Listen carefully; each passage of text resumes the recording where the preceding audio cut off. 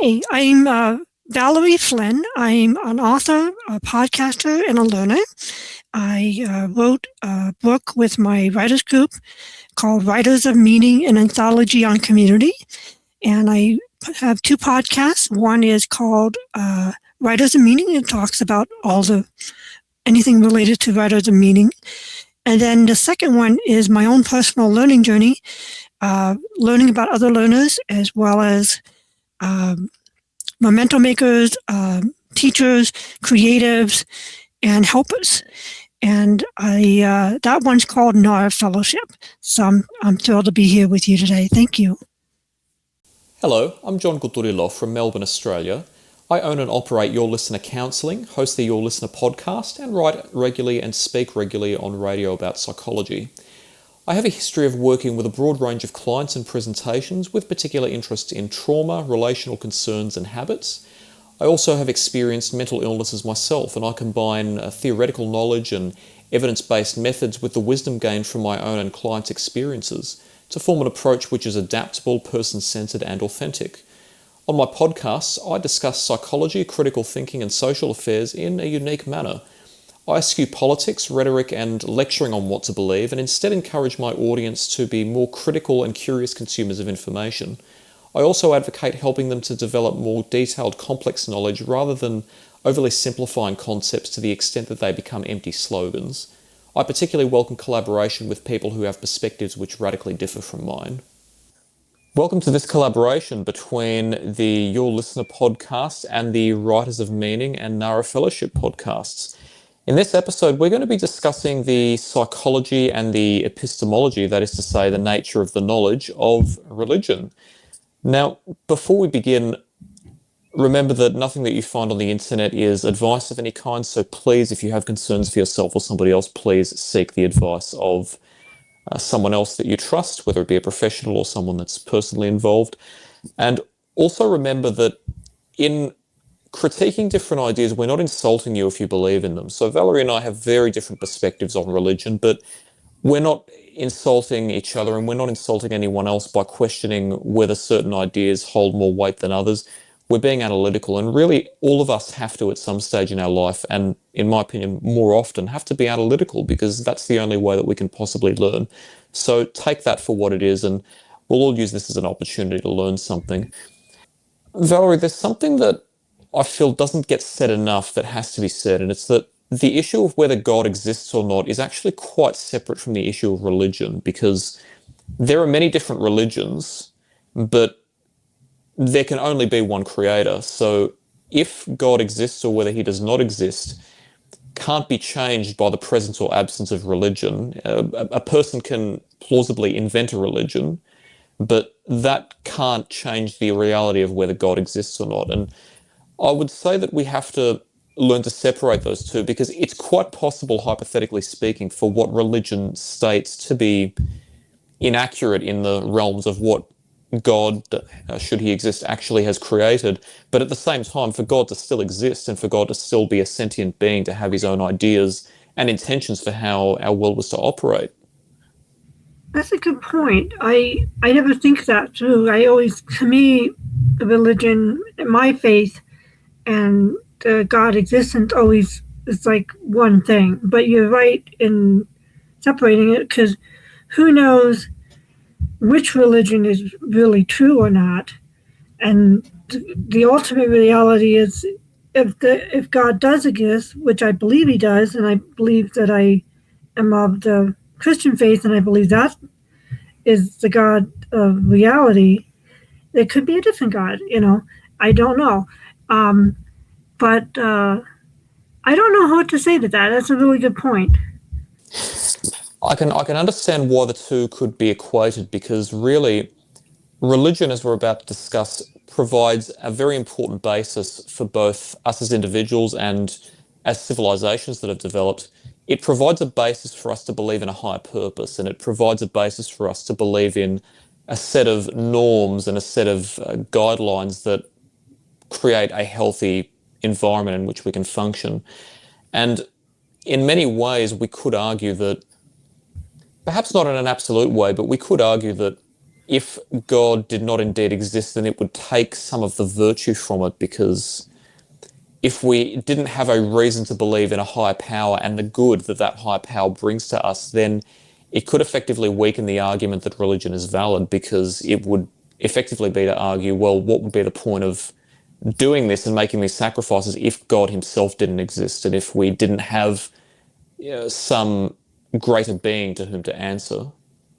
I come at it from much more from a lived experience, and then I don't analyze it per se with my mind. So I always assumed that there was a creator because my dad was a creator. My dad was an actor, writer, director.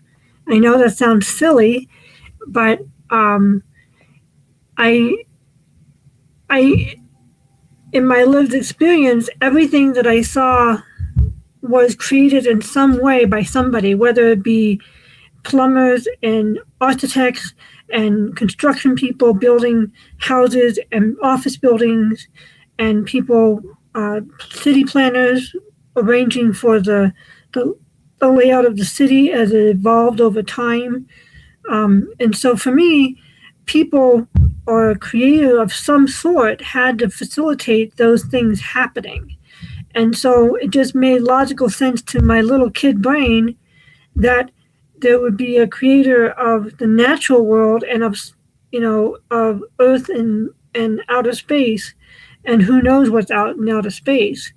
And so to me, it may have some logical fallacies according to some people, but to me, it's always been I never questioned it. It was just an assumption that that made sense to me where I came from.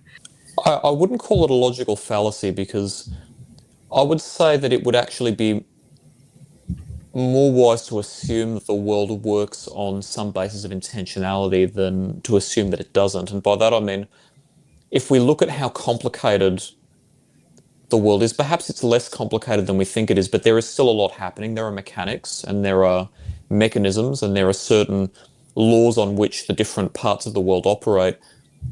If we think about just how much balance is required to ensure that that entire system keeps operating in a way that effectively has allowed us as a species and all the other species to survive over countless years, it's practically impossible to conceive of that not involving some kind of natural laws or natural mechanisms. So we can say for certain that there are natural mechanisms, and if we look at what magnificent things human beings can do, then it does make sense to an extent to conclude that if all of these things that we have invented required our input to create, then we would need some kind of sentient being to be able to create us, to be able to have the insight and the skill to be able to do that.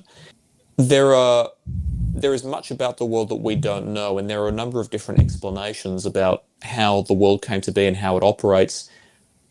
I'm not religious myself, and I don't consider myself to be in a state of definite believing, but I think one can be too quick to discount the possibility that there is a being greater than us, with powers greater than ours, that did create us or that has some power over us. I always assumed that most agnostics or atheists assumed that there is no intelligent design. And so hearing you say that there is a possibility of it is very refreshing and heartening to hear. I I understand that I have questions for you, if I may ask. I just Go right ahead. I'm not asking to, like, I'm right, you're wrong kind of thing. It's just genuine curiosity. Is why do you not prescribe to religion or or or a particular faith if you're open to the idea that there might be a creator of being of some sort who is higher than us? The existence of a creator to me is a matter of fact. It is impossible for us to be in a state in which a creator both does and does not exist. In the same way that we could say that it is impossible for anything to both exist and not exist at the same time, although we could then suppose that the concept of existence must be addressed, because existence could be a more broad concept than we assume it is. But I believe that there is too much mixed evidence for us to state with absolute certainty that any God does or does not exist. But for that reason, we could account for each of those possibilities. For example, we don't have to make a decision about whether we believe that God exists or not. We can be in a state of unknowing, and people tend to find a state of unknowing rather uncomfortable. And that's why they often tend to create systems of belief that then provide a sense of that provide a definitive answer, so to speak, a proxy for a definitive answer. Because the state of being uncertain is so uncomfortable to people that they want to give a sense of, well, can I know something? And the problem is that sometimes that doesn't reflect reality. It's possible for us to not know things. And if we assume that a given answer is correct, then we could actually be misguiding ourselves. So, for example, if we assume that a God exists, then we may act in obedience to that God as we perceive that obedience to be. But at the end of life, there may be no God. And wouldn't say that necessarily if you have followed objective morality, then you wouldn't have done any harm by believing in God. But at the same time, if we assume that there is no God, then we could also be attuning our mind to perhaps being short-sighted in other areas of our life. So, for example, pursuing paths such as hedonism and nihilism, and assuming that life is practically meaningless and we can do what we want and nothing matters at the end of it because we're all going to die. And then we get to the end of our life and find that because we didn't care enough about what we actually did, we didn't achieve our own personal best and we didn't do anything that we actually would have found virtuous. So being in a state of not knowing, for me, means not allowing the presence or absence of God to influence my decisions, but instead rather to be willing to look for a source of good so that I can live the best life that I can, but not necessarily discount possibilities. Yeah. It sounds like that you're you're you've taken the option as I don't know. I'm not going to dismiss what I don't know because I don't believe. And just because I don't believe doesn't mean that it's not true. Is that how you would phrase it? In a manner of speaking, I would say that I actually don't have a belief as such about whether God exists or not. I would say that I genuinely just do not know whether God exists or not. I don't consider myself to be in a state of knowing. But on the matter of not following a religion, when I don't discount the existence of a God, in the sense that why would I not follow a religion if I believe that there's a possibility that God exists? I would say that I've always argued that what is healthy and what is moral can come from, can exist in itself without necessarily having a source. And I've come to that conclusion because I've seen a lot of mixed outcomes of religion. Some religions, and some, even within some religions, some specific religious practices, not necessarily accounting for the majority of people or all of the people who practice a certain denomination of religion, but even certain religious groups or religious practices have lived wonderful lives and done lots of good for the world, have contributed to charity, they've contributed to people less fortunate than them. They've done great work, and they've done it in the name of doing good. So there's no harm in that. And if that's what drives you to do it, then by all means, keep doing it. But then at the same time, I've seen a lot of inconsistencies in religion, and I've seen religion misused. Now, that's not to say that the underlying bases of religion are necessarily invalid, but to say if a particular institution has so much inconsistency in it, then it's only logical to argue that the source of good may come from something other than that institution, because there has to be there has to be for something to be valid, there should be some consistency in it. There should be able to have an established. There are caveats to this, which we'll discuss, but there has to be some consistent logic to it. There has to be some consistent replicability. But when there's so much inconsistency, it's hard to conclude that that should be the source of it when it seems to be somewhat difficult to establish, when it seems to be somewhat unreliable. Some would say the case, certain medical professionals would say this about certain drugs. They would say certain drugs are so unreliable in terms of their results that we don't prescribe them anymore because we just can't give a reasonable assurance that they're actually going to do what we intend them to do. People might say the same about my profession. They might say, well, I've seen so many therapists and the results have just been so inconsistent that why should we actually believe that psychotherapy is a proper health science? To which I would say, I can't blame people for believing that. I know within myself that therapy works, but that's because I'm lucky enough to be in the company of plenty of good therapists, and I've also learned through my own experiences, professional and personal, to practice good therapy myself. But I can't blame people for concluding that, given that unfortunately there is a lot of inconsistency in the way that therapy is practiced.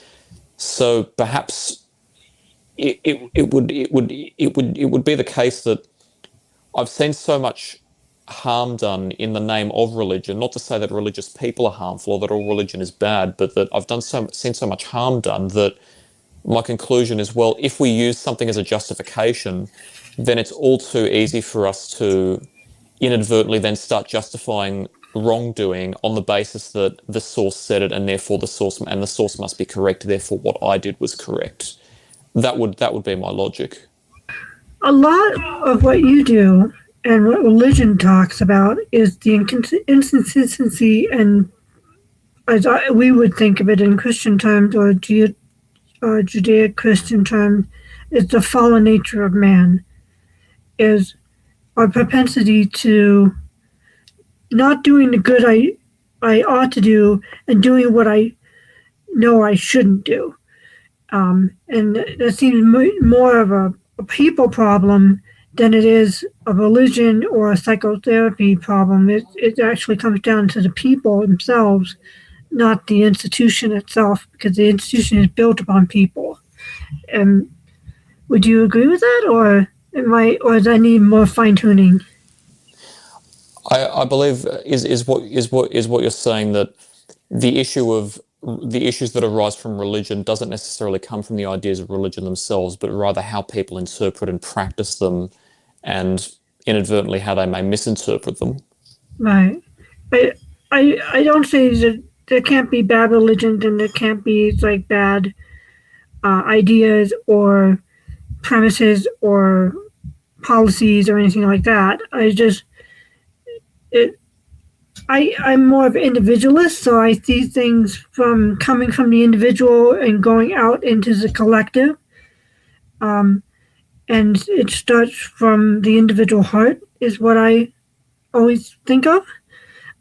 Some biblical stuff will back that up, but there's a lot of collectivism in the Bible as well. So it's kind of both and kind of thing. So in a sense, religion isn't just about dictating how a large number of people live their lives. It's also about helping an individual create meaning in their own life so that they can seek guidance and also be the best that they can be personally. Yeah, that would be, because a lot of people think it's more of an ethical practice, and they tend to ignore the meaning-making, sense-making perspective of religion and or a set of beliefs that form and shape individuals as they go through the process of becoming, whether they Jew or Muslim or Hindu or Christian or whatever. As a counsellor, I receive referrals from others, and I also like to help my audience become aware of resources and other providers which may be beneficial, as well as help other individuals and organisations gain exposure. That's why I host the Your Listener Partner Network, and I'd like to thank my partners for their support. I'd like to introduce Ali's Place Counselling. On the scenic Mornington Peninsula, Ali's Place provides individual, couple and family counselling with specialisation in relationship therapy. Their devoted team provides a warm, welcoming and safe environment and treats each client as an individual to help them to tell their unique stories, untangle their situations, build healthy relations with themselves and others, and ultimately find a route to where they would like to be. They work with a range of different concerns and teach crucial communication, conflict management and problem-solving skills. They are also home to the Ali's Place Academy, developing the skills of both newer and more experienced therapists. Find them at www.alisplace.com.au. Absolutely, and with that observation, we can tackle one of the major misconceptions about religion is that it's at odds with science, and this is quite a problematic assumption that religion and science are at odds with each other, because if we actually look into scientific psychology, we understand that religion actually has an adaptive place in people's lives, and it can be seen not just in religion itself, but in other things that we do on a regular basis in our day-to-day lives. If we think about anything that we do in our day-to-day life that involves any type of organization, whether it be going to work and having your specific role that you do, and knowing that you don't have to do other people's roles, although unfortunately in some workplaces people are overstretched, but that's a rather different matter. But knowing that you have a role to do, knowing that you start at 9 o'clock and finish at 5, knowing that there are certain things that you can't be expected to do, knowing that you have a uniform that you have to wear, having a to-do list at home for the daily chores, having a shopping list, having social norms about how we greet each other and how we say goodbye, about what polite forms of conversation are, having road rules, having laws of the land. All of these daily occurrences relate to exactly the same psychology on which civilizations and religions and all those other related phenomena were founded. And it's that if we don't have organizing principles, we would live in chaos. Because, even if we don't realize it, our minds are constantly trying to seek structure and constantly trying to organize things. And we would be surprised at just how much time we waste if we don't have organizing principles in our life. And this is something that I've actually warned people about previously, and people assume that things like social norms and religions and practices of normality are just social constructs. And there's only really a half-truth to that. Yes, many religious practices and many norms are socially constructed in the sense that we weren't born with them. We didn't just come onto the earth one day and then decide to start doing these things. We develop them through our own practices over time. But regardless of whether something's objective or not, we need norms and we need organizing principles. Religion serves a very similar purpose. If we don't have a source, we conceptualize things as needing to come from a source. If we don't have a source of this is how we should behave, or this is what we should work towards, these are our ideals, all too often we would live unproductive lives whereby we don't seek greater things like advancing our skills, advancing our relations with others, having families, pursuing things we love like our creative pursuits or our occupations, or wanting to be inventive or wanting to build communities like you've done with, and your colleagues have done with Estuary, and wanting to do things that are more significant than just gaining into short-term pleasure. If we don't have that organizing principle of this is all worthwhile for a bigger purpose, that's where we fall into, and people quite frequently do. We see a lot of people nowadays who are nihilistic. They think life isn't worth anything, all that religious garbage is just meaningless. I'll just, smoke another joint of marijuana, drink another bottle of beer, watch television. And all of those people basically, in an implicit level, have taught themselves that they're worthless. But they're not worthless. They've just taught themselves that. They are of worth. They have value. They just need to choose to put away the hedonism and then go after things that are really meaningful. And they'll have lives that are just as constructive and wholesome as anyone else. But without something to really believe in it, without a source in which to really believe and think this is actually worth it for this reason, people's minds very quickly waste away. And we like to think, oh, everything's socially constructed, I can just think whatever I want. Your mind needs a fertile ground. You need that strong basis. Otherwise, it doesn't have to be religion. It can be any number of philosophical frameworks. But Your mind needs a solid basis in which to believe in the sanctity of life and that you are worth actually doing constructive things in life. Otherwise, psychologically, we're less likely to be healthy. There's a gentleman who you may or may not know of who's in our little corner of the internet. His name is John Vervaeke. And he originally, several years ago, he was looking to try to collaborate with others to try to figure out answers to the meaning crisis for people who have fallen away from the legacy religion, and that was not going to be an option for them, for having a firm foundation for them, and not to descend into nihilism and so forth. And through his journey, he went from trying to find different practices in the different faiths and stuff that are very grounding, like meditation and all that kind of stuff, for to kind of figure out a religion that's not a religion kind of thing, to have the firm foundation of a religion, of the different practices. But he's kind of moved on from that, and now, right now, at this time of the recording, he's on what he calls the Silk Road. It's like learning from different traditions, learning and talking with different people to try to figure out, because this is something he wrestled with personally, himself and others, and because there's such a high suicide rate of people just don't have that sense of meaning anymore. There's some people, they just descend into drugs and alcohol and TV, or addictions of one form or another. Sometimes they descend into, like with chronic health conditions, you can't do much. It always depends. You can't really schedule stuff because you never know how your health is going to be feeling that day in order to go to a doctor's appointment or go visit with, or have friends come and visit. You're not sure if you're going to be up for it. And so, you kind of get into this zone of listlessness. And so I know some people struggle with it from practical means, and then some people from the health issue is like, my life is just living one day to the next, dealing with the pain and suffering of the chronic illness of what they're dealing with. And, I see that in my own household, of different health issues that we all have, and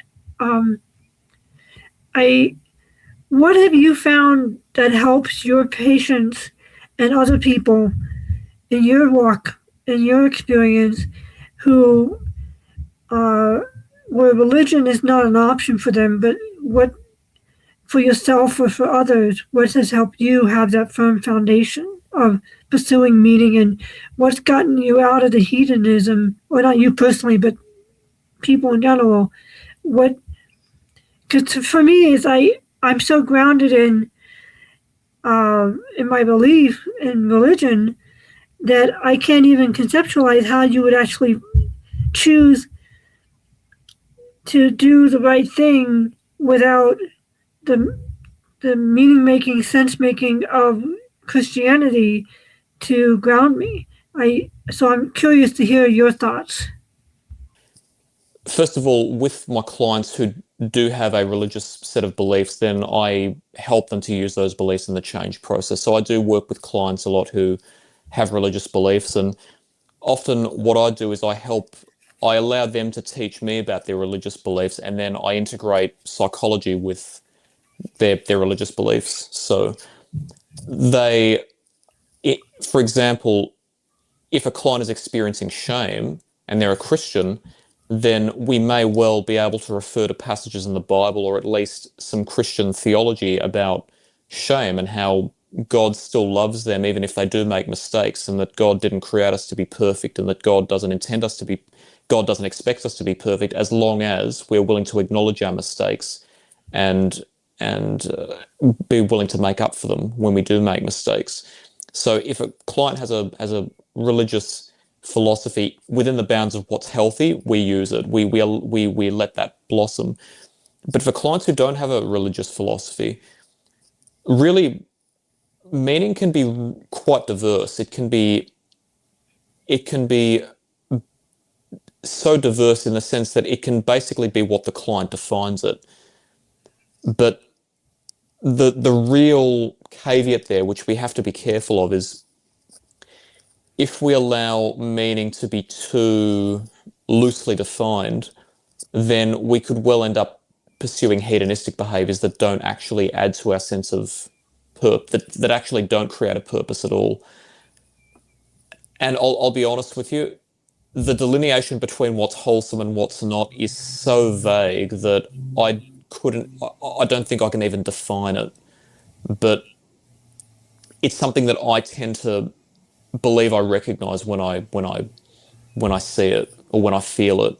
To give you an example, let's take hypothetically a person whose sense of meaning is they'd like to start a family because they really love children and they really want to help a family blossom. They think it would be a personally meaningful to them to start a family. That's part of natural design. We are designed to have families and we are designed to relate to one another. So doing that would be a fantastic sense of meaning, but we have to make sure the person's in the right state of mind and has the right bases. Starting a family is a big responsibility. You have to have a lot of patience. You have to have a lot of stamina. You have to have the right. Unfortunately, we have to have a right level of financial capacity. Otherwise, we couldn't afford it. So we have to have certain things in place. But the pursuit itself is meaningful. Something as simple as pursuing a trade. Someone loves to create with their hands because creating with their hands gives them a sense of having done something worthwhile for somebody else. And, the customer who benefits from whatever it is that they've created.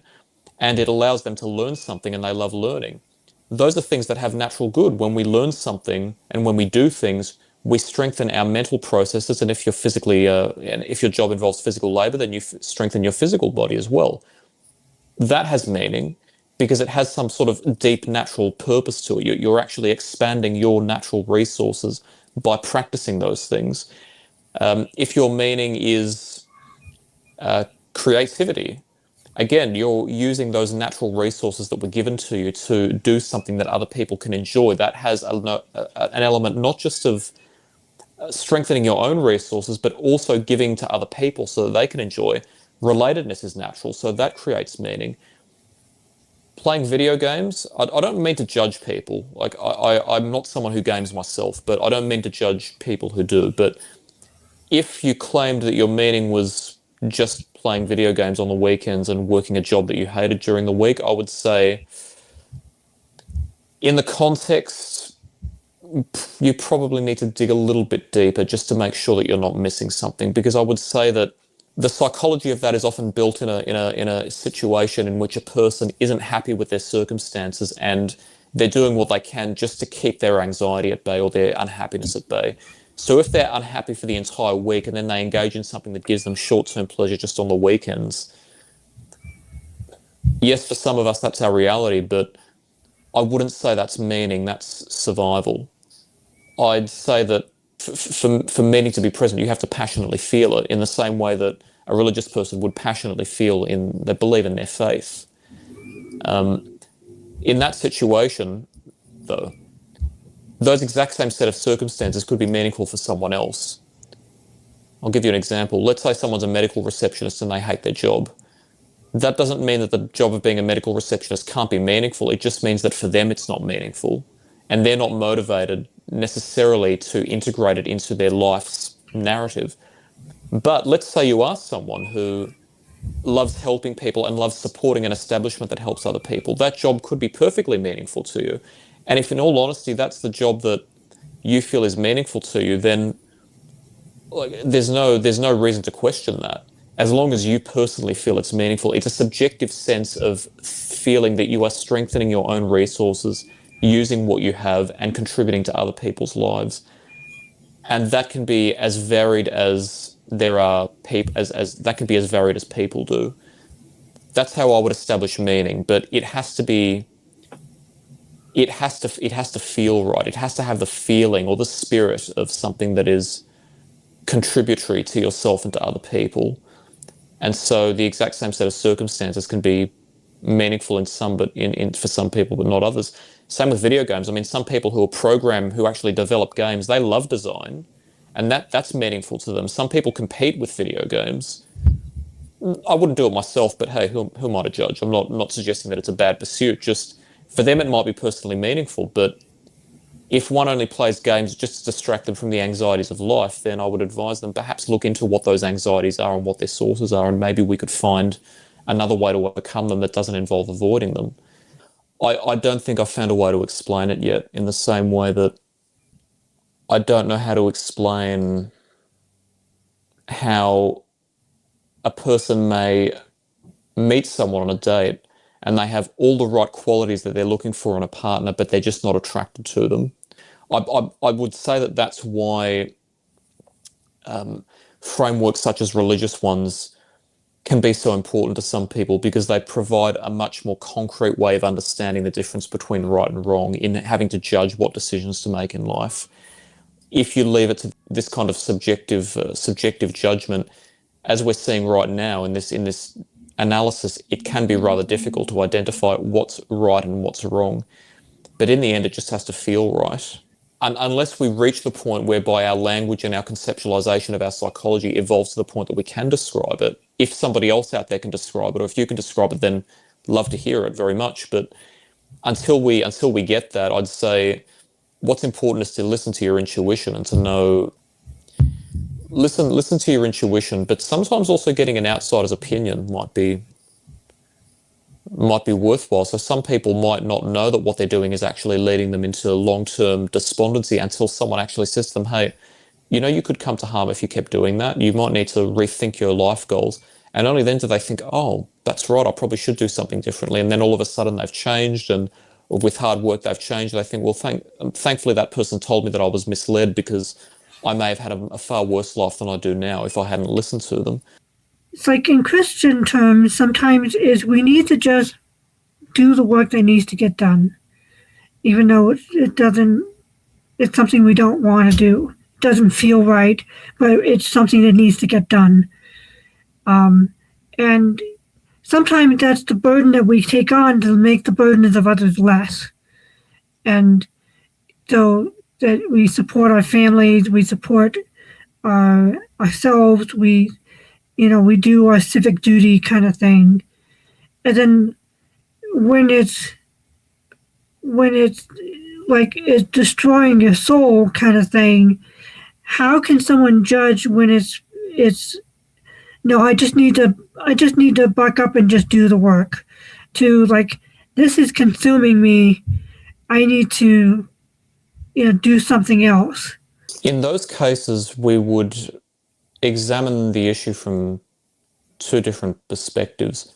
One would be the relative costs and benefits of each of the options, doing what they don't like versus not doing what they don't like. And the second would be the purpose, or the reason that they're doing it. So often the work that we really hate doing still has more benefits than it has disadvantages. So to give a good example, a lot of us won't enjoy doing the housework, and I won't lie, I'm not exactly enthusiastic about it, but I have a very strict regime on which I do my housework for a number of reasons. Number one, because if it doesn't get done, then problems arise in my home, and I don't want that to happen. Number two, if I don't do those tasks, then psychologically I set a precedent for myself that it could, in the long term, lead me to be lazy. So I make sure that I maintain that personal discipline to make sure that my mind is always attuned. Three, because it has something of a spiritual, I'm not sure if spiritual is the right word, but a spiritual quality, that I'm very grateful to be alive and to have what I have. And doing the housework for me is my way of reminding myself that I have a house in which to live, and I have these things that a lot of people don't have, and that's me showing honor to it. So it has some spiritual meaning. I don't enjoy it, but I know that psychologically and physically also it keeps my body in shape. Physically, it has those benefits. So I look at that situation and I think the boredom of doing the housework is far, far, far less in magnitude than all the benefits that arise from doing it. Mm, So I'm doing it for all the right reasons. Therefore, the solution is, to me, just do it, bear the boredom, and then you can do what you want later when the time comes. right. But there are other situations where it's a lot less cut and dried. An example might be in a situation where, for example, someone has a particular job, but they followed that line of work and they're doing good work in it, but their actual original reasoning for it may have been unsound. Some individuals who suffer psychological trauma develop unhealthy beliefs about themselves or others that then lead them to make decisions based on what they think should be expected of them, not what is personally satisfactory to them. So, for example, I'll give you an example. A very common occurrence is that children who are emotionally neglected are basically taught that they're not worthy, and so that often results in a distorted belief that not only is that person unworthy, they then have to make up for being unworthy by giving to other people, which leads to them being a people pleaser or an egoist in psychological terms. That's where people pleasing often arises from. So some people hypothetically might pursue roles that involve helping other people because underneath their psyche, they feel if I don't help somebody else, then I'm not making up for all the unworthiness that I have. Mm, Now, in that type of situation, that's where a lot of that ambiguity arises because because in that situation, if they're helping other people, then the outcome of their work is quite good. Other people get a benefit, and the person in question earns a living as well. So both parties benefit from that. But in terms of whether you should quit that pursuit just because you're doing it for the wrong reasons, not an easy question to answer because they could actually find that they actually do seek personal meaning in it after having done it for a while, but just the origins of it were unhealthy. So in that case, you might have to then work through the feelings and ask, if I was to take away that belief that I owe the world something like this, do I still feel that there is meaning in what I do? If the answer is yes, which I believe in many cases it would be, then there would be no harm in keeping that. If the answer is no, the only situation in which there might be harm is if your lack of enthusiasm for the job actually comes out as bitterness, where you're internally quite bitter that you are doing this because you believe you owed the world something, and internally the way that you presented you and externally the way that you presented yourself presented as quite bitter and resentful. And in those cases, you could end up harming the people with whom you work. mm. So that's just one example of where we would have to explore the intricacies of it. That was really helpful. Yes, very clarifying. I kind of was wrestling with all that, and I didn't know how to ask it properly. There's an important topic that we have discussed before that this raises a really important platform on, and it's where do people seek meaning and how do we form it? And as we just demonstrated in that mutual analysis there, without a set of principles on which to base meaning, it can be quite difficult to identify it. It's a completely abstract phenomenon. It's a mental phenomenon. How do you can't hold meaning in your hand? What is it? How does one identify it?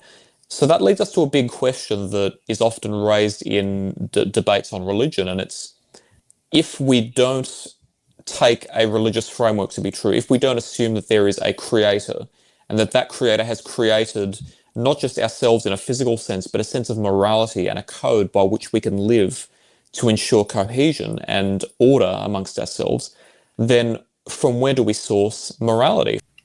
There, so Jordan Peterson kind of shed light on the fact that Western civilization is kind of steeped in Christianity, but in a secular sense. And so a lot of people will pick out the essence of morality from a Christian history from a secular point of view.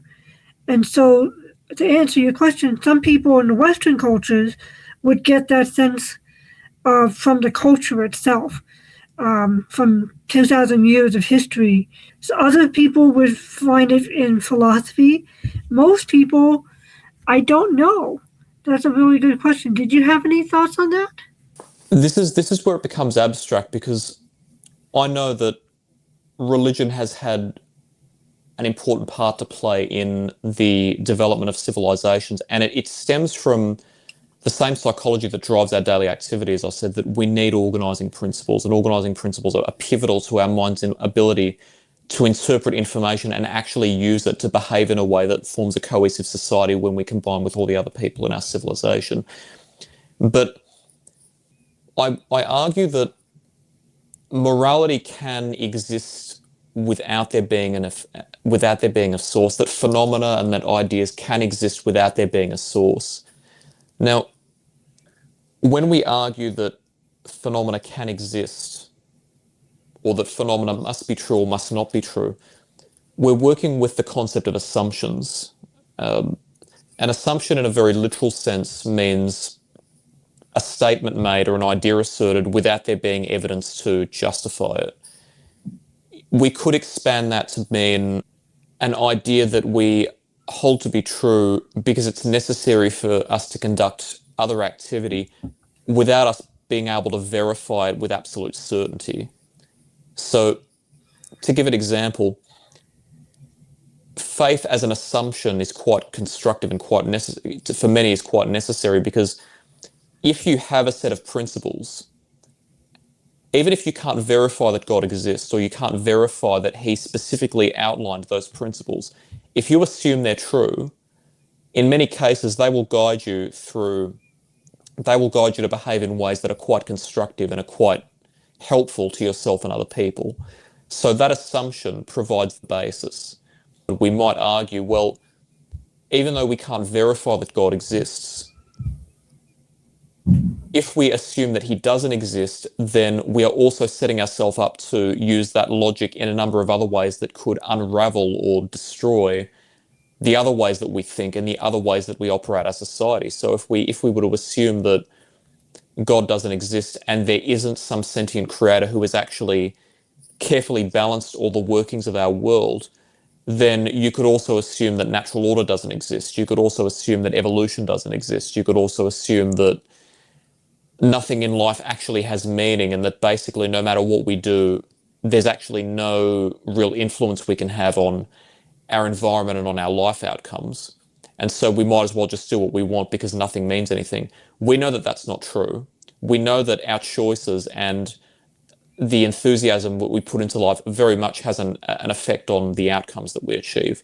So the fact that, as you presented in your logic, the fact that we are able to create and such wondrous things means that it is not so implausible to state that there is not a supernatural creator. But when we make assumptions about the nature of knowledge, we're dealing with something a lot more abstract, and therefore we're not just suggesting what does or doesn't exist, but we're suggesting what is most logical based on its consequences, the precedent that it sets. For example, if we set an idea that something is true and we apply that logic to other situations, if the consequences are bad, then we have to be careful about whether we set that idea or not. An example of this, and this is the basis on which I would argue that ideas and phenomena can have no source but just exist in and of themselves. Some examples in practical religion, for example.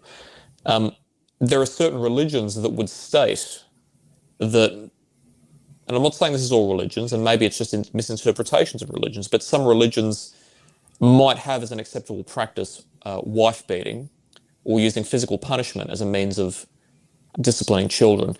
Some believe in circumcision, others don't. Some believe in... There are some people who genuinely believe, who have genuinely stated outright, if we didn't have religion, we would not have a solid basis on which to conclude that which is moral and that which is not.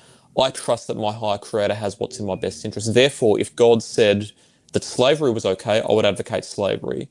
If God said that killing homosexuals is okay, I would advocate to kill homosexuals. If God said that anything was okay, then I would assume that that authority overrides mine.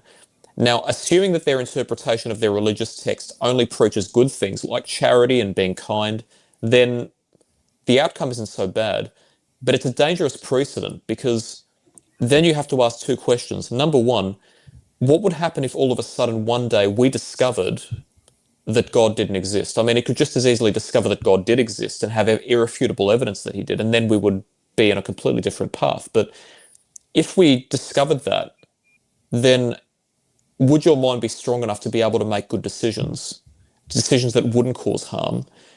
We would then have to ask, what if you discovered that even if we still don't know if God exists or doesn't exist, what if we discovered that, for example, the particular religion in which we believe was actually based on falsehoods, and we still don't know what God actually said? Then we have to ask, well, if this isn't true, what is? Mm.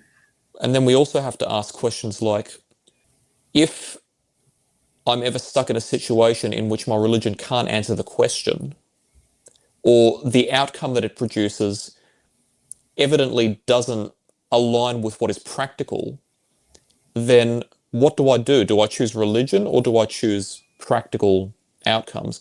A good example is, yes, it may well be it may well be consistent with religion to say that you should kill homosexual people, certain religions, or that you should punish your children for identifying as transgender. Now, regardless of the psychology of each of those individual issues, a way to determine whether it's logical or not, or whether it's objectively good or not, is to imagine that we implemented it and then look at what the consequences would be down the track. If my hypothetical son said to me, "Dad, I'm gay," and I decided to kick him out of home because I was afraid that he was going to be sent to hell for it, and I didn't want to be involved in demonic pursuits, think about how long a human being lives. They live in the time space of maybe 80 to 90 years, maybe 100 if they're lucky.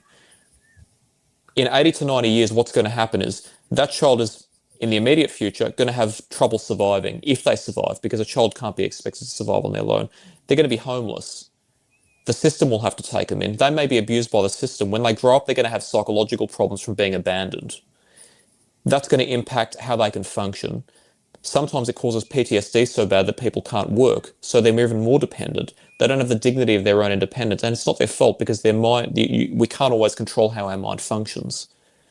And throughout the course of their lifespan, they may well internalize the belief, yes, I'm evil, I will never practice homosexuality, and they'll be miserable through for a number of reasons.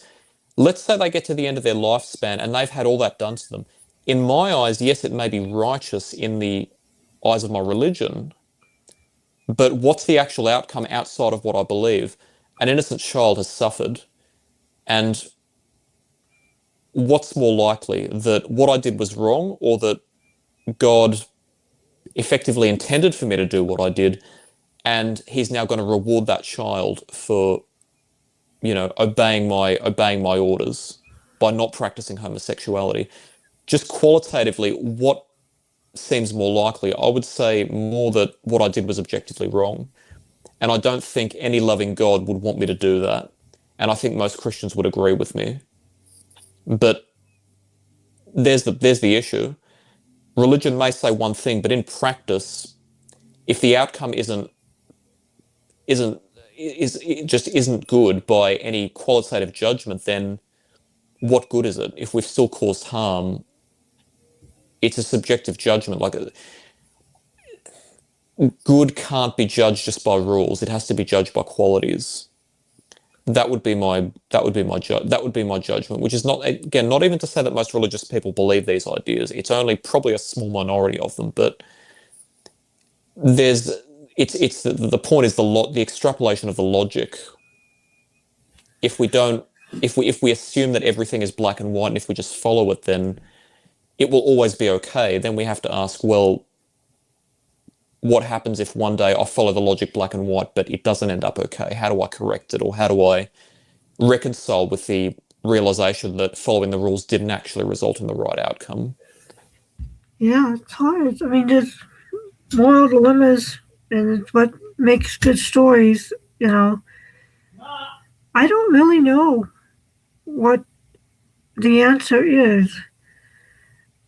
I think in the context of Israel, they were a group separated from the other nations to follow God, and there were certain constraints, and they didn't follow them perfectly, as the Old Testament is full of stories about that, and it came back to haunt them, their disobedience and worshiping other gods and disobeying God and stuff. But also, Proverbs and Ecclesiastes and Job deal with the hard questions of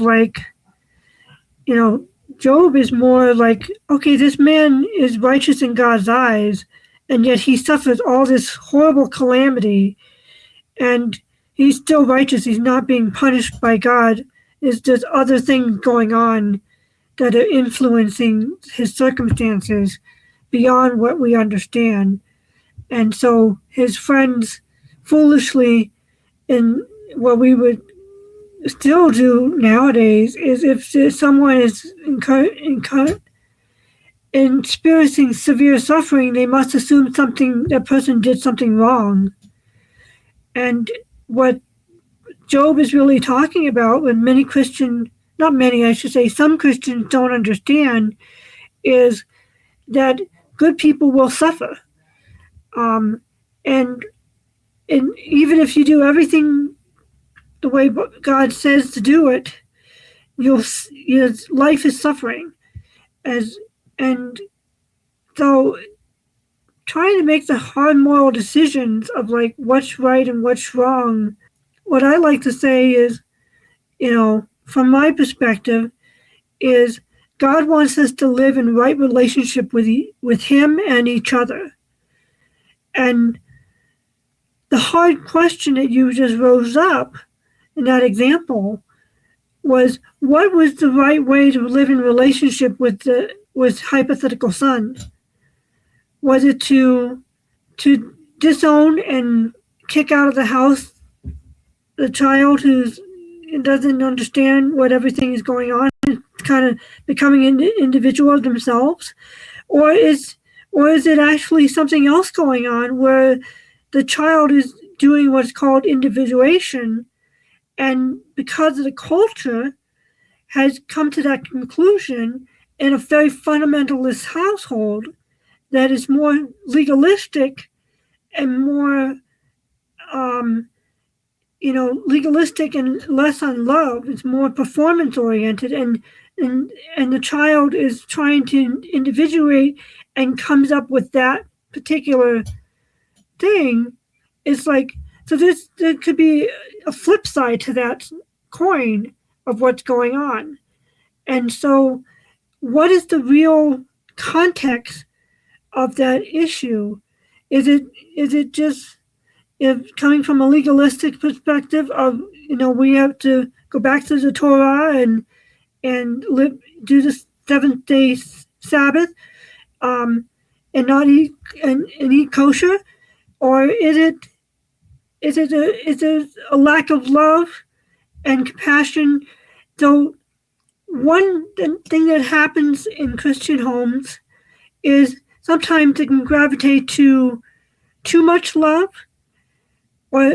or too much justice, and not having the tension of love and mercy in perfect tension with the paradox. And so, did that child receive proper discipline? And because you do need to discipline a child, but everybody debates how that should be done, and I am not a parent, so I don't know. But we need to have love and justice. We need to have love and mercy and righteousness, or else the relationship will fail. Because if we don't have those two, love and justice in cooperation, that it's going to get messier and messier and cause a lot of pain and suffering because we tend to gravitate towards one or the other. And the other side is too much love and not enough accountability. You can't have people walking all over you as a doormat. It's not living in right relationship with someone at all. It's like, so it's kind of more messier than it seems. And life is messy, people are messy, and I don't know what I would say or do. I would try to talk it through with the child. And if it's 12 to 14-year-old, that's a very formative age for them. It's like, okay, let's sit down and talk about this. Do you understand what this is really? Because their child might not even know what that means. It might be getting bits and pieces from culture and TV and stuff and thinking it's a cool thing. Is I'm going to be a race car driver. That could be what they're thinking. They don't understand. It could be truly what they understood, and talk that through with them. It's like, okay, this is what that is. This is why we believe that's bad. But I love you. Let's figure this out together. And it's hard. It's like there's a lot of messy, complicated moral dilemmas. And I don't know what the perfect answer is. I do know that it requires both love and justice. And living in right relationship with God first and with each other as well. Because we can't live in right relationship with each other from a Christian perspective if we're not in right relationship with God. The problem is then defining what's right and wrong. I don't know enough to weigh in on that.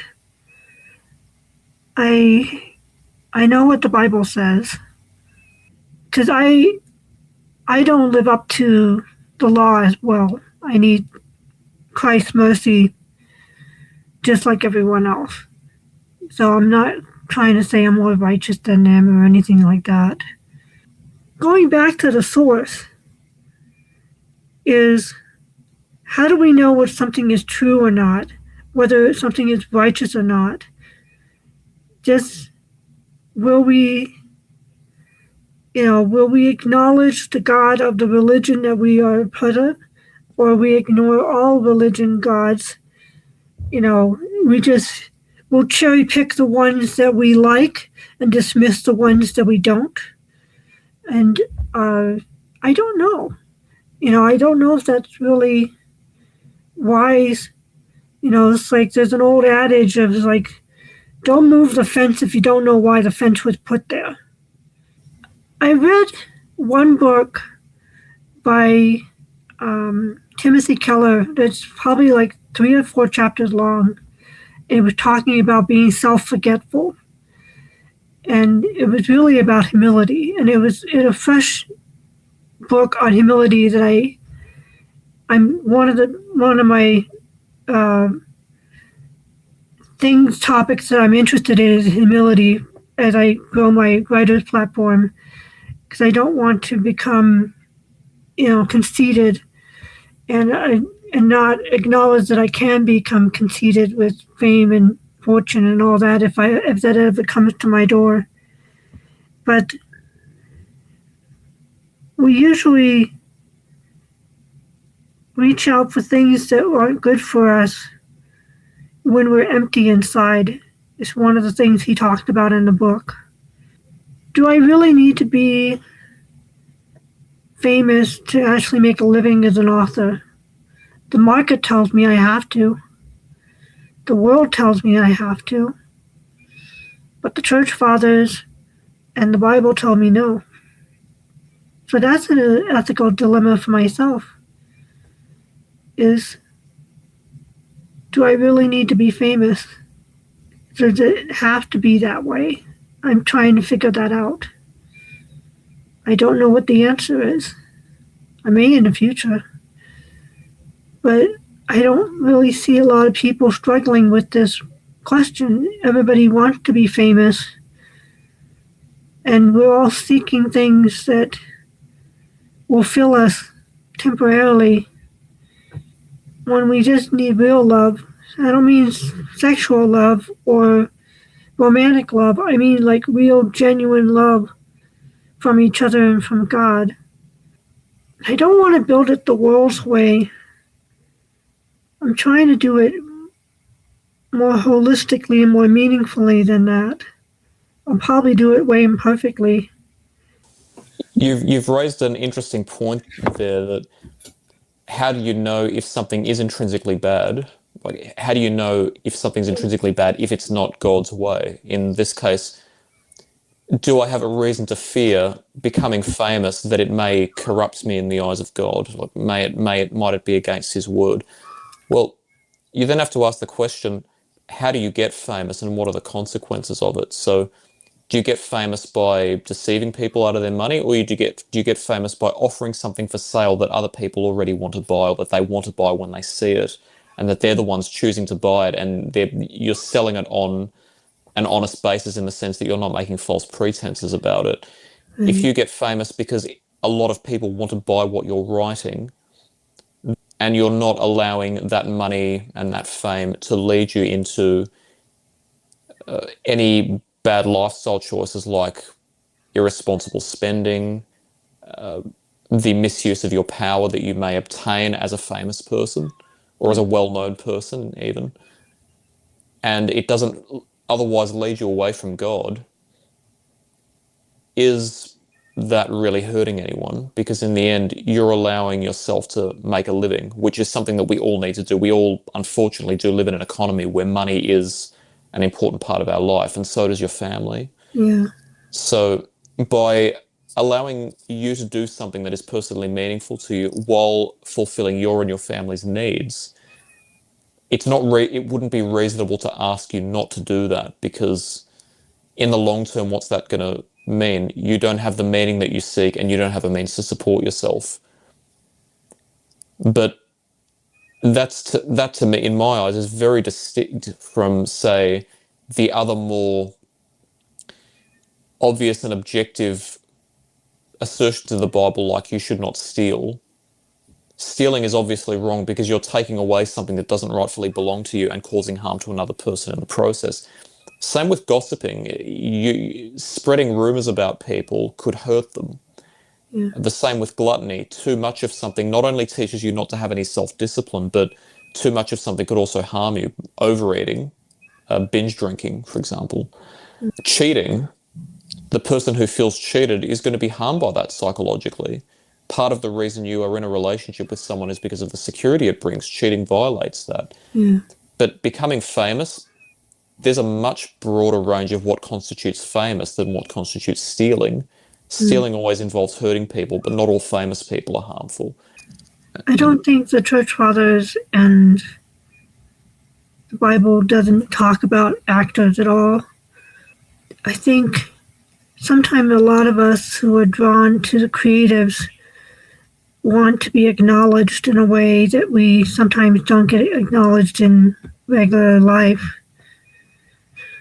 And so they're looking for the approval of men in the greater sense, not the sexual sense. And there's the people pleasing thing could come out through that avenue. There's another interesting point that you made about picking and choosing which gods you believe or which ideas you believe, and that if you only pick out the ideas that you feel comfortable with, then you effectively negate the idea of religion, because religion's about, at the basis of it, is meant to be about what's doing and what's objectively in your best interests. It's not about feeling just comfortable, because if we pursue what's comfortable, we sink into hedonism, where we're only pursuing what's comfortable without regard for whether or not it's good for us. So we need disciplinary standards, but we come across an impasse when there are a number of different types of religion, and there are who knows how many religious denominations there are of different major religions, mainstream, alternative, and then different denominations of those, and then different interpretations of each of those denominations. There are a countless number of them. There's a countless number of them. The question from that then becomes, if each person states my religion is correct or this is the true interpretation of this text, and every person holds that with equal conviction, then the question we have to ask is, can all of them be right? I would say when two interpretations have opposing meaning, we could make quite a valid argument, no, that the opposing ideas can't be right at once. So one of them has to be, or maybe neither are. But the question of picking and choosing, are we really picking and choosing when it's so hard to, when it's practically impossible to determine if there is a correct religion, because everybody holds the same level of conviction that their interpretation or that their particular religion is correct, without regard for the fact that there are all these different powers of suggestion at operation. For example, if someone hadn't invented a given religion, would we still believe in it? Or would we believe in another religion? And if we believed in that religion, then could we really say that religion is that much of a source of objective truth, because somebody still had to establish it and we would still have to be exposed to it for it to be true. And if we were exposed to something different, we could just as strongly believe that that's the truth. Whereas if something's the truth, would we not gravitate towards it? Other questions worth pondering. Yeah, I don't know. Sometimes I think about the truth and whether I would believe it or not if it wasn't, if I wasn't exposed to it. I don't know. It's like, I don't know if I would be that virtuous to actually pursue the truth for the truth's sake. I like to think that I would be, but sometimes knowing what I know of fallen nature and my own foibles is, what are the qualities of somebody who actually pursues the truth? Could we say that pursuing the truth is a quality in itself, maybe? Mm. It could be that not particularly emotionally attached to their pursuit, in the sense that they know when they're doing something because it feels good, but then they can also know when to stop themselves from doing something even though it feels good because they know it's not right. Mm. And they think about the impact of their behaviors and indeed of what would happen if their beliefs were to manifest in real life on people other than themselves. Other than that, the idea of being selfless and the idea of not simply thinking about oneself, given that truth has to be, universal, it can't just apply to us, it has to be on important matters, it's going to apply to other people. And so any action that society takes to institute a truth is going to affect people other than us. Other than that selflessness and that consideration for others' needs. There's a thing that's coming to mind tangentially, is that we should love the truth, but we should also seek the truth in love. Seeking the truth in love, in the sense that love itself is a form of truth. It's a natural good. If we ask the question, if the question is, what should we pursue in life, then love could be a naturally truthful answer to that, because it has so much inherent good in it. Yeah. I think it's also important for us to realize that while religion can be misused and it can manifest in bad ways, we shouldn't disregard it as a subject, as a concept. It can be incredibly constructive without being misused. How have you cut through some of the misuse of religion? Because there are some incredibly hateful, incredibly destructive ideas in some religions, or in some people's interpretations of religions. People have justified violence with religion. People have justified allowing others to suffer with religion. Some people project their own desires onto religion, and they say, for example, I don't believe euthanasia should be legal because it's not God's will, but then somebody might be suffering for lack of euthanasia. One has to ask in those situations, do you really care does that person really care whether it's God's will, or are they projecting their own bitterness and desire to see somebody else suffer onto a situation and then externalizing it by saying, well, it's not my fault that I believe this, God wants me to. And again, I'm not even going to make an argument about what God really wants, because I don't think I have the authority to make that argument. But people do make the argument for themselves as mere mortals. Is it sometimes a form of perhaps projection, whereby we are projecting our own insecurities or our own needs and trying to deflect attention away from that by saying, well, it's not really me who has the problem, it's just I'm in obedience to my religion, and because my religion says so, I can't really be held accountable for doing it because I think it's the right thing. There is a lot of church fathers' writings on many different topics. The sanctity of life is one of them. I'm not as well versed in it as other scholars would be. Sometimes they're written like hundreds or thousands of years ago, and so it's not as accessible or seems not as applicable today because whatever the current contemporary thing might be, the archaic nature of the language, a different language perhaps. But there are people both in antiquity and also currently who are great minds who wrestle with these things. And I don't know what the right answer is. I'm naturally adverse to euthanasia and abortion. I understand it's a complex issue. I don't judge anybody because I really don't know the truth. I think there is an ultimate source of truth and goodness, and I believe that's God. And I understand our reluctance to subscribe to that when we disagree with it. I understand what you're saying about suffering, and that sucks. And I mean that sincerely. I know that I'm not trying to brush it away, because I live in a family that has health issues, chronic health issues, and they suffer. Not to the extremes of someone suffering from cancer or something like that. So it's more palatable to me than most people probably who don't have somebody in their immediate close family who are struggling with some kind of health issue. Suffering and pain there's some great works written about it. I know C.S. Lewis wrote something about the problem of pain, and he worked with a doctor who was part of the Inklings.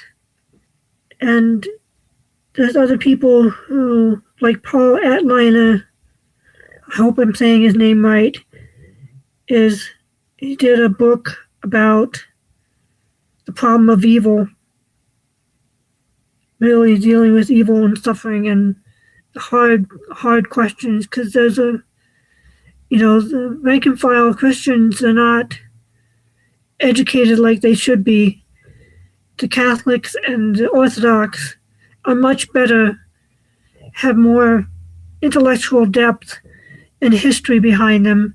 The Protestants have sadly not been that educated. There are seminaries, and there are some people, Christians, who actually nerd out on theological and heavier topics, such as the problem of evil, the problem of suffering, the sanctity of life,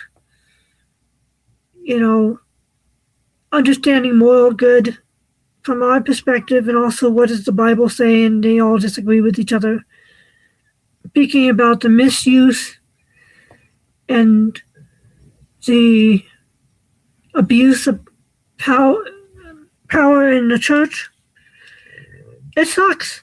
It really freaking sucks. There's people in wolves in sheep clothing. We don't know who they are sometimes. Sometimes we find out too late, and it causes scandal. And it's sad and it's tragic. And we muddle through.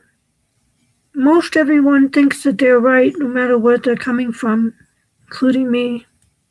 But I try to acknowledge that I may not know the truth, I may not understand it completely. Even though I love learning, there is a wisdom that is learned only through suffering and a closeness to the divine through dealing with suffering if we choose to overcome it, to transcend it, to love. Bad people are going to do bad things. I sometimes see in the news that somebody did some tragic thing and they hurt and killed people, and everybody's all up in arms about it. Oh, this is awful, this is awful. Yes, that's true. But people are always shocked by it. I'm not. I know there's bad people in the world who do terrible things, some self-righteously and some pathologically evil. And it sucks. But to be a little encouraging is whenever you see the bad stuff, like Mr. Rogers said, some of your listeners may be familiar with Mr. Rogers. He talked about his mother told him, whenever you see bad things happening in the news, always look for the helpers. Look who's doing the right thing for the right reason. Their goodness will outshine the evil and the wrongness in life. Sometimes it's just a little old lady in church who prays for everybody all the stinking time. And she sits there and listens to you. And she comforts you when you're down and cheers you when you're feeling encouraged and something good has happened. That won't be on the news. There are thousands and thousands of people like her who are doing good. They'll never make the news. They'll never make the headlines. They won't ever be famous. But in their small little way, they're making the world a better place. You're absolutely right. And if we're constantly exposed to the bad in the world, we forget the good. Our minds do work that way. So it's important to acknowledge that the world can never be a perfect place, but there is good if we look for it. We just need to realize that it's not always going to be made salient to us. I think there's something else that we can learn just in terms of the virtue here, that it's quite possible that religion also offers a lot of its description and explanation. It describes how life is. It explains that there's virtue in it, but too often people might misinterpret it as prescription. They might say, the Bible talks about suffering, therefore suffering has purpose, rather than interpreting it as saying, no, the Bible says that you're going to suffer because that's just part of the imperfections of life, but you can learn things from it. But too often people try to assign meaning to it, or they even use it as a justification to make people suffer. And again, I think that's a massive distortion of God, because I would more plausibly say that God didn't intend people to suffer. It's more that the world just is that way. And the parables in the Bible, like Job, for example, don't say that people should suffer. They say that suffering can teach people things. So the lesson is try to learn from things even if they're undesirable, not facilitate suffering so people can learn things. Try to avoid suffering, but then at the same time, if suffering does happen, try to make the most of it. Yeah. And it's easy to misinterpret one for the other, but I think it's a distortion to say that God causes our suffering to test us. I don't think God does that if he's out there. I would say that God allows the world to operate as it does. The world creates its suffering, and from that we are expected to learn from it. Yeah. Because we created it in our imperfect world. Yeah. I cause suffering. I know I'm guilty of it. I don't mean to, but I'm an imperfect person, and I do say the wrong things sometimes. To have grace with each other, to realize that, I don't mean like criminal, terrible suffering. I mean more, I forgot that I had something cooking and I burnt it. That's all I need to get somebody something else to eat, Yeah.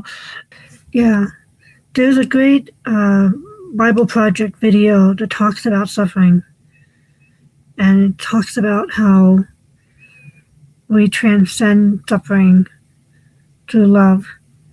And it's exactly what you said.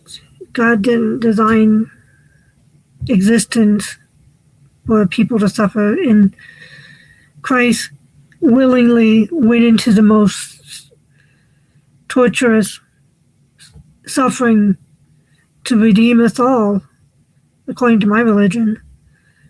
He didn't avoid it, he didn't escape it, but he walked through it so that we would have someone who we could relate to and not only be redeemed because of his sacrifice, but he freaking understands suffering. He was betrayed, he was abandoned, he was physically and emotionally hurt, and he transcended that. And we can too. It doesn't make what was done to us right. It doesn't justify it, but it helps us to overcome it. Absolutely, and I believe the term Christian literally means Christ-like, as in trying to be like Jesus, using Jesus as a role model. And I think that the virtues of Jesus as he is described in the Bible in many ways are the same virtues that we have found to be psychologically healthy in our contemporary study of psychological science. So being kind to others, being tolerant, but also being firm and knowing when to tell someone what they need to hear, be willing to take responsibility for our actions and self-correct and own our mistakes, and doing things that we may not necessarily feel are pleasant, but that we know are going to have better long-term outcomes than if we didn't do them. So many people don't know that. I forgot to mention this earlier, but when it comes to science and religion actually inspired the learning of nature, which was the beginning of science. And a lot of people, the foundations of the world as they believed it were baked into the writings of the Bible.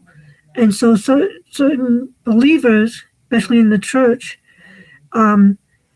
were not accepting of certain science findings because they conflicted with the Bible. And it's actually two separate things. It's not meant to be a scientifically proven work. It's more dealing with the meta-truth of reality than it is scientific proof of reality. And Bishop Barron talks about this, and Jordan Peterson talks about this a lot, of like understanding the meta-truth of what the Bible is offering us, and it doesn't conflict with the evolutionary truth. I am not an evolutionary, but I understand it could be true. So I'm like, I don't know. That's where I'm sitting in the I don't know space as well. But a lot of people wrestle with faith in the Bible because it's not scientifically grounded, even though there's a lot of archaeologist findings of interesting things in the Bible that are true. But there is a harmony between the two in the beginning from religion into science. So it kind of builds upon wanting to learn more about creation. And many people don't know that. absolutely, and it would be many people who follow science as a dogma in the same way that they claim other people follow religion as a dogma. They say, well, what reason would we have to assume that a spiritual being like a God could exist? What reason do we have to assume that? My question is always, what reason do you have to assume that he doesn't exist? Oh, it's improbable. Yeah, but how do you calculate the probability? It's just, you can't measure God in numbers. You can't, it's just not something you can calculate. There are broad mysteries of the universe. But people, and really, I think the most scientific approach is to accept that we may know or not know, but that is still a mystery to us. That to say that God doesn't exist is not a scientific assertion, because like, science is not about finding definite answers where there are none. It's about trying to remove our emotional and cognitive biases so that we're not making observations purely from our own perception, that we're observing objectively. But there are people who claim to have been able to see God, and perhaps that's true, that they have seen God, in which case they actually did see him. So those are observations too. Just because the rest of us can't see them, it doesn't mean that they didn't happen. Mm. We're far too uncomfortable with mystery, I think, especially the problem with science is if it's like anything, if it's not practiced with the right intentions, it can become a dogma that it claims to then try to combat. But it's not meant to become a dogma. It's meant to study what can be studied. But if we can't study it, it's not valid to simply assume it doesn't exist. And maybe we can't study God objectively now, but in the future, maybe. Well, Valerie, I think it would be fair to say that by analysing these ideas, we've actually raised more questions than we have answered them. It was a great conversation. I'm like, I don't know the answers. You've raised questions for me as well. Am I being logically consistent?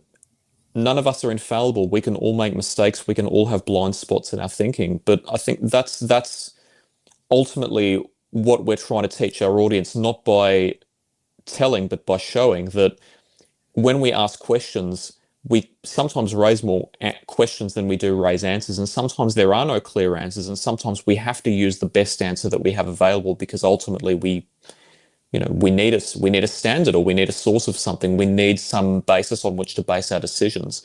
So life is never going to be perfect, but I think a good takeaway message is that we shouldn't take anything for granted either, because there's always something we don't know. And if we ask questions, we may just uncover something else that leads us through a journey of discovery. And we should never discount the possibility of that, because life is all about learning. It's all about discovering things. And something that I often say is we're all soldiers in the war of life. We're all trying to make sense of an imperfect, complicated world.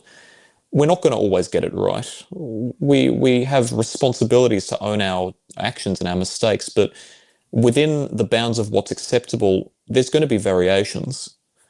Let's try to understand each other rather than battle each other. Because we'll find that we have more in common than we have in contrast, I think.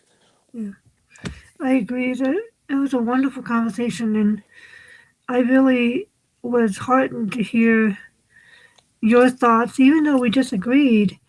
It was interesting to hear your perspectives on things, and you come at it from a psychological perspective and knowledge and wisdom. Well, it's my pleasure. And likewise, that's why we would encourage everyone, just like your associates do in Estuary, to deliberately seek out different perspectives and ask the difficult questions, not just of other people, but of yourself as well. Because when you ask those questions, you discover. And in the end, if we can't discover, then what is life really? Perhaps that's the ultimate meaning of life: discovery, learning with other people, for other people. Yeah. Well, with that, to everybody in our audience, thank you so much for joining us today. And please remember that if you have concerns for yourself or somebody else, please seek advice from a professional or someone else that you trust. Never suffice with what you find on the internet or in the media. And if you have feedback or you'd like to collaborate with us, please feel free to contact us. We always love hearing from our audience, and we're always keen to hear other people's perspectives and to hear new ideas. And until next time, everybody, take care of yourselves. Bye-bye.